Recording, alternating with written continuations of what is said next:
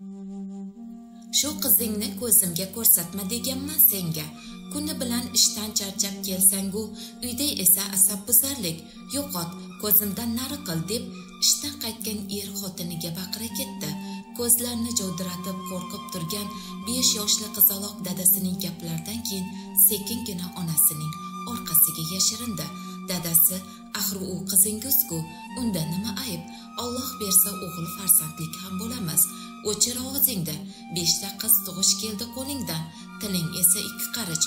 Bitta o'g'il tug'ib qo'y, keyin menga nasihat qilasan. Ayol boshqa hech narsa demadi. Qizini opalarining oldiga olib kirdi va eriga dasturxon tayyorladi. Yarim tun erining tomog'i qurib, suv ichgani chiqdi. Shu payt qizlarning xonasidagi chiroq yoniq ekanligini ko'rib, xona tomonga yurdi. Xonaga yaqinlashganida ichkaridan eshitilgan yig'i ovozdan eshikni ochmay bir zum to'xtadi. Ichkaridan Kechatoy qizini yig'i ovozi eshitilardi.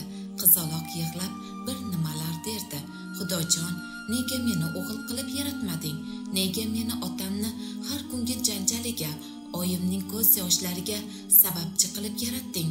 Xudojon, mayli, dadam meni yaxshi ko'rmasin, men ularni yaxshi ko'raveraman. Mayli, meni so'ksinlar, ammo oyimni yig'latmasinlar. Bitta men ularni shuncha qiynayapman. Meni oldinga chaqirib ol, Xudojon. Yolvoraman sendan, Xudojon.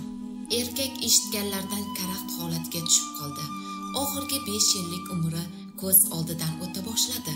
Nahot shu qizcha men yuz o'girgan qizcha bo'lsa, shunday mehr egasi meni zurriyotim bo'lsa, nahotki ko'zlarim shunchalik ko'r bo'lgan bo'lsa, erkak ming xayol bilan xonaga kirdi.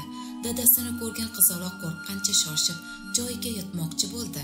Ota uni qo'lidan tutib, qo'rquvdan katta-katta bo'lgan ko'zlariga termulib, yuziga oqib chiqqan yoshini artdi-da, "Badbaxt otangni kechir bolam" dedi.